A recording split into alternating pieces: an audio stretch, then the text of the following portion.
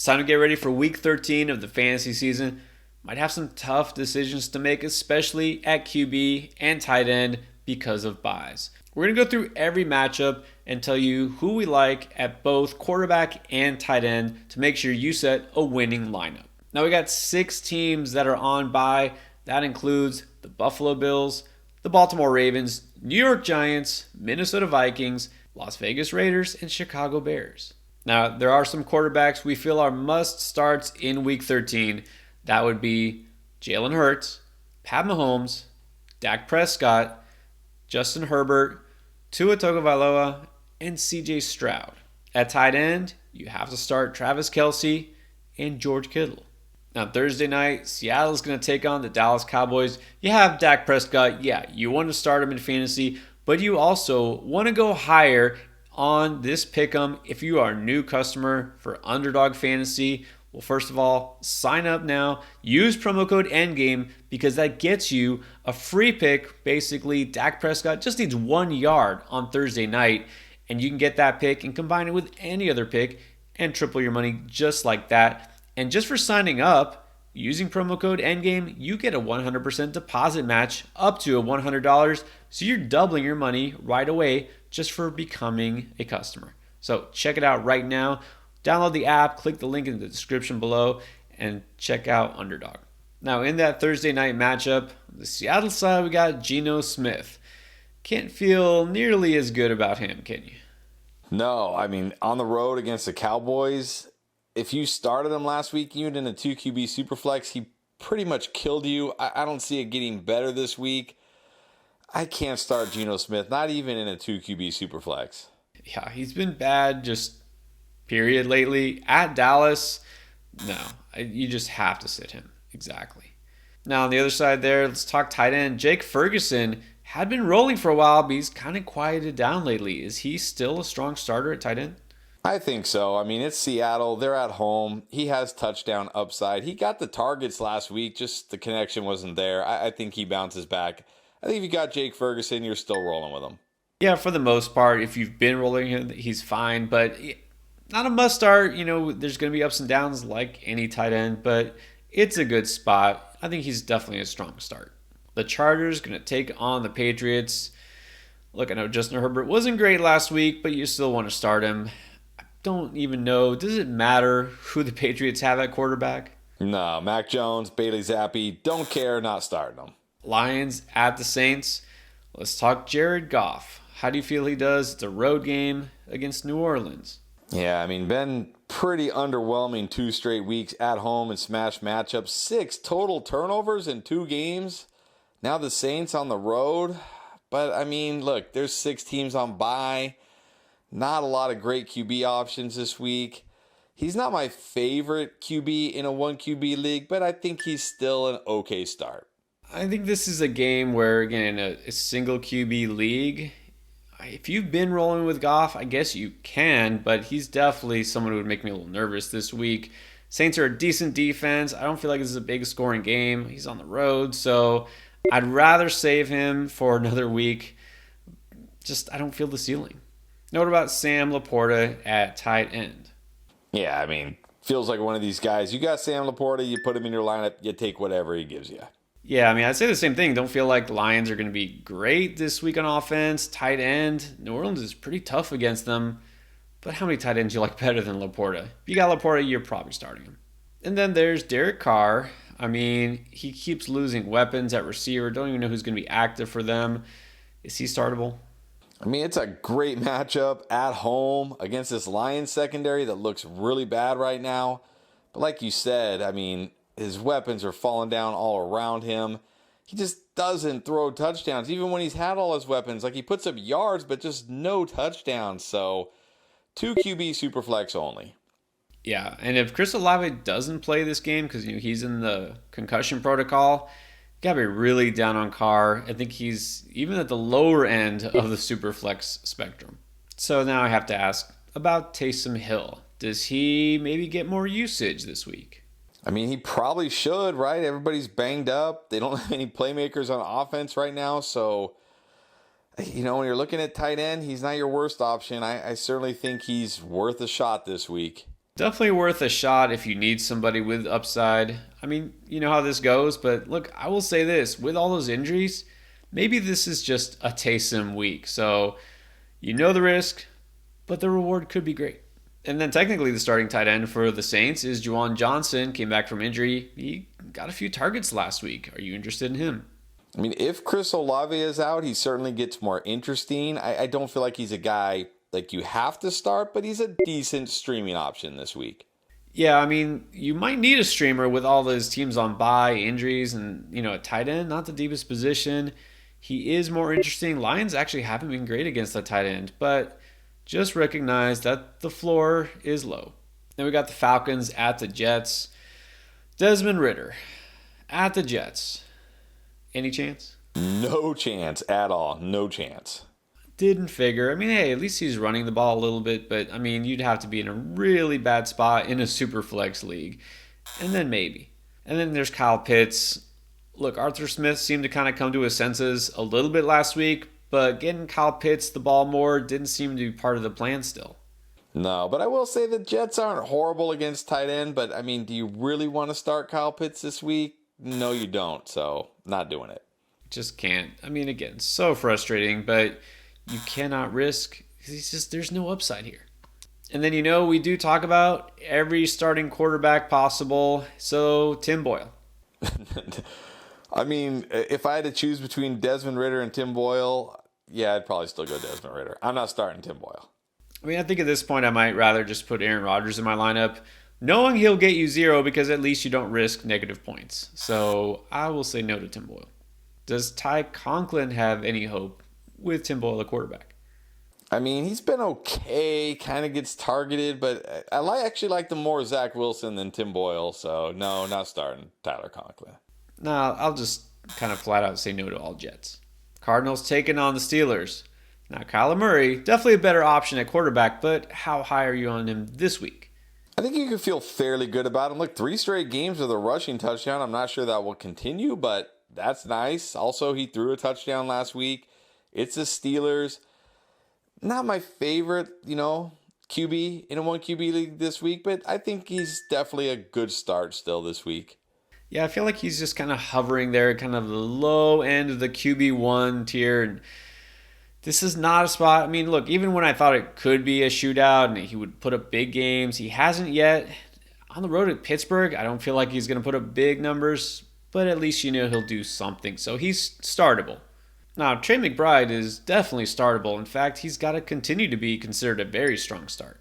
Yeah, it's hard not to just say must start at this point, but Trey McBride, another one of these guys, you got him, you start him, you take what you get. Kenny Pickett did look better in the post-Canada era. Is it good enough now that you consider starting him? I mean, certainly not in a 1 QB league. He's still not throwing lots of touchdowns. That's the thing here. So it's a good matchup, though, against the Cardinals. They're at home. So I will at least say this week, in a 2 QB Superflex league, you can consider him. Look, at home against the Cardinals makes him relevant in a Superflex league. There's no way you can still consider him in a 1 QB league. But hey, Superflex 2 QB, go ahead and finally roll him out. Now, Pat Freiermuth, went off last week, and now he gets the Cardinals. Is this a letdown spot, or is this just too obvious of a smash repeat? I think it's a letdown spot if you're expecting over 100 yards and 9 catches again, but it's still a good spot for him. I think if you got Pat Freiermuth, again, you just put him in your lineup, you take what you get. If you have Pat Freiermuth, I'm starting him unless I already have Travis Kelce, George Kittle, maybe Trey McBride. Colts taking on the Titans on the road. Gardner Minshew. What do you make of him? He kind of is who he is. Even it's a good matchup here. Had a good matchup last week. He'll give you some yards. He might get you a touchdown, maybe 2 if you're lucky. Don't really feel good about him in a 1 QB league, but I think he's solid in a 2 QB Superflex. Yeah, look, he did run in a touchdown, stealing it from the other players.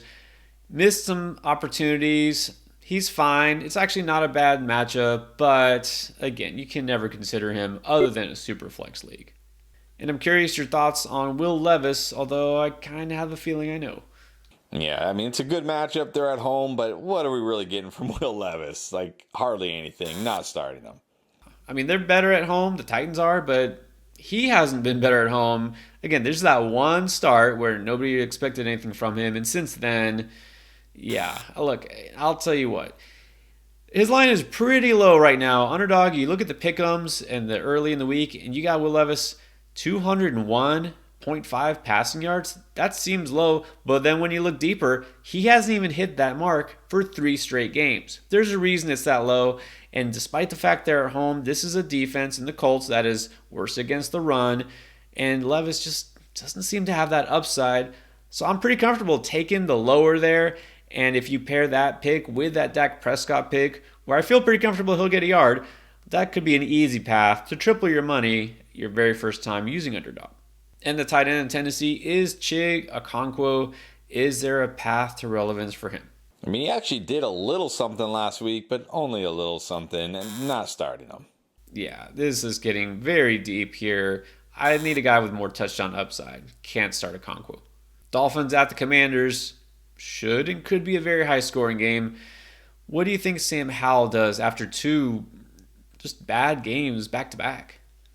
Yeah, I think he'll probably have another bad game in real life, but I think he'll have a very good game in fantasy because the Dolphins, look, they're already not one of the best defenses against quarterback, and they've played some really, really bad quarterbacks this year. I'm going to talk about this more in the Booms video when I do talk about Sam Howell, so I think in a 1 QB league, Sam Howell is a good start this week. Well, I talked about this in the waiver wire video. If you're looking for a streamer because Josh Allen, Lamar Jackson, those guys are on bye this week, or you lost Joe Burrow and you're still playing the rotating quarterback game, this week, Howell is my favorite option because he's just probably going to have to pass the ball a lot. Does that mean potentially good things for Logan Thomas? I mean, potentially. Logan Thomas, kind of the same guy every week for me. He kind of gets involved. He could score. He's streamable, but that's about it.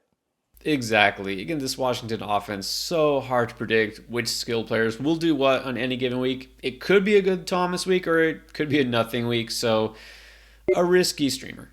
Broncos going to take on the Texans. We finally got to the point where CJ Stroud, you just have to start him at home. Do you have to start Russell Wilson on the road? I don't think you have to, but this could be a sneaky good spot for him. I mean, you got to think the Texans are going to put up points, force the Broncos to pass. Look, Russ hasn't been putting up big yardage totals, but he's been throwing touchdowns. I think he can throw a couple touchdowns in this game.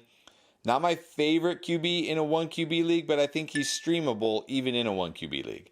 I'll agree. Look, in a week where a lot of teams that won't ordinarily need a quarterback off the waiver wire in a 1 QB league might need a guy like Russ. He's not the top of the heap, but he's actually a decent option, like you said, because he just might be forced to put up points. And then let's talk tight end on the Houston side, Dalton Schultz.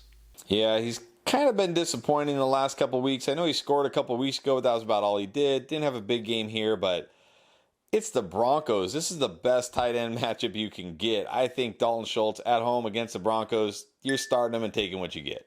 I'm really conflicted about Schultz this week because, again, this is a great spot for him on paper. But then last week, we saw Brevin Jordan all of a sudden get as many routes run as him and be on the field late in the game. I'm not sure why. I mean, Schultz is still a solid start, but I'm a little nervous. Panthers taking on the Bucs. Bryce Young, finally a chance to show what he can do with a new head coach. I don't know if that means it's a good thing or not.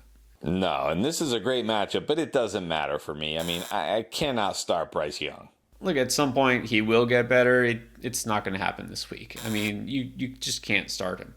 Now Baker Mayfield gets a chance to have revenge on one of his former teams. At home against the Panthers, how high would you put Baker? I mean, not super high. I'd probably have him up there. Like, again, I think in a 1 QB league, he's certainly worth a start. Not my favorite. I'd probably still prefer Sam Howell over him, but this is a good spot for Baker Mayfield. He's at home, so even in a 1 QB league, I like Baker Mayfield this week. Again, you need to fill in at QB this week. Baker's going to be one of your top options, so solid. Maybe not spectacular. I don't feel like he's going to have a huge game here, but definitely a solid option. And then there's Cade Otton, who is always on the field, runs a ton of routes, but doesn't catch a ton of passes somehow. I mean, is he streamable?